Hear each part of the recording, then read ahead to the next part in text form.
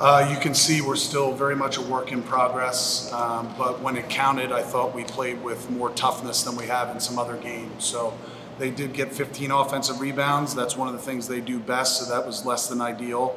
But a variety of different guys impacted the game. Certainly this guy to my left, Trey, had an absolutely great game, obviously scoring the ball, but he still had 7 rebounds and 4 assists, 1 turnover, which matters to me a lot. And we're trying to get that through to our guys. Sean Cusano, who was 0 for 8, who I felt bad for because he had some open shots, but had 9 rebounds. So there's different ways to affect the game. We'd like more shots to go in, trust me, but there's different ways to affect the game. And I thought Sean did a really good job of doing that amongst other guys. Colin Mulholland also did really well, impacted the game. Trey, how good did that feel, man? It seemed like there in the second half, as you guys made that comeback to tie the game, and you guys were going back and forth. It seemed like you got into a zone, and really the best way to describe it is you're pretty much just cooking out there the way you were dishing the ball and scoring. I know it takes a little bit of a while to get into it, but how good did it feel to get in that zone and then put up a performance like this, knowing what you're capable of? Yeah, the season kind of started off a little slow for me, so having a game where, like you said, I got in that zone, it felt good. Finally, I knew I've been putting in work, so I knew it was going to come eventually. But yeah, it just felt good to get back in that zone, like you said. Trey, how important was it to kind of match the physicality that Tennessee State team? Obviously, I think a ton of fouls were called in the game today, and obviously you all shot, I think, about 25, 30 free throws in the second half. Just how important was it to kind of match what they were trying to do, because you knew they were coming physical? Yeah, I think that was the number one key. We knew they try to get downhill, they're going to shoot the ball, and all 5 of them are crashing. So that was really the number one key going into it. We knew we had to box out, and we had to keep the ball in front of us. And if we did that, we would win the game. Take care of the ball. So they're a scrappy team, so yeah. Coach, I feel like now that a couple games in with some of these guys back that didn't start the season because of injury, I think this game is, just looking at the box score, is a good example of the depth this team has. Like you mentioned, Sean Cusano went out there not scoring a point, but he has 9 rebounds. Stuff like that, I feel like, is just a snippet of what this team can be. Did you feel this was maybe one of those games where the depth kind of came up in your favor here down the stretch, obviously, ultimately?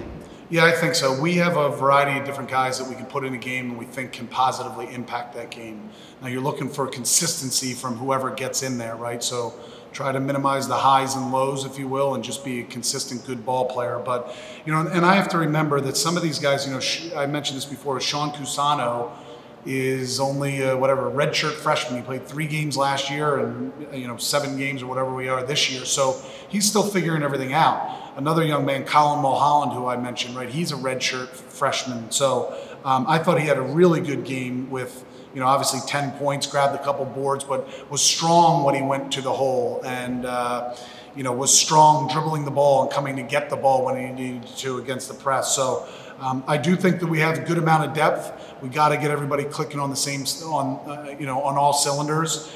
And there was some, that might have been one of my quickest timeouts since I've been a coach.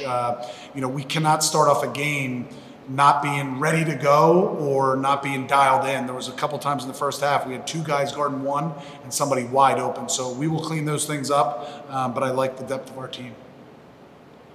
What was the message you sent to your kids at halftime?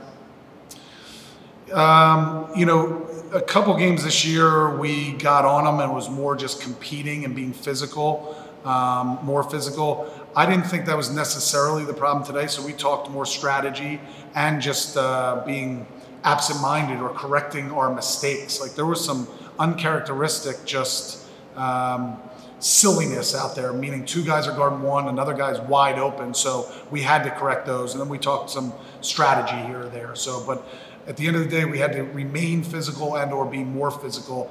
I give Tennessee State a ton of credit. All this stuff is in analytics, right? Ken Palm or what have you. So you look at their analytics and they offensive rebound the ball. They play really fast push and transition, and they're driving that ball downhill. And that's what they did well against us tonight. At the end of the day, we made enough plays to be able to pull out a win. And with your team now, too, 4-game win streak, but it's not even Thanksgiving yet, so there's a long way to go. What have you been most proud of this team on this 4-game win streak right now, early on the season, and hopefully some things that you want to improve on too? Yeah, I mean, proud that we've gotten a couple wins, and we have not played to our ability or our potential. So if you can get wins without playing to your potential, there's got to be something good there, right?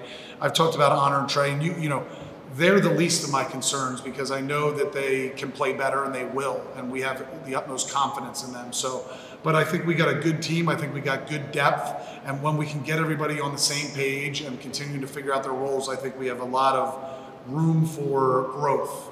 So to get 4 wins in a row when we haven't been playing our best basketball, I like that.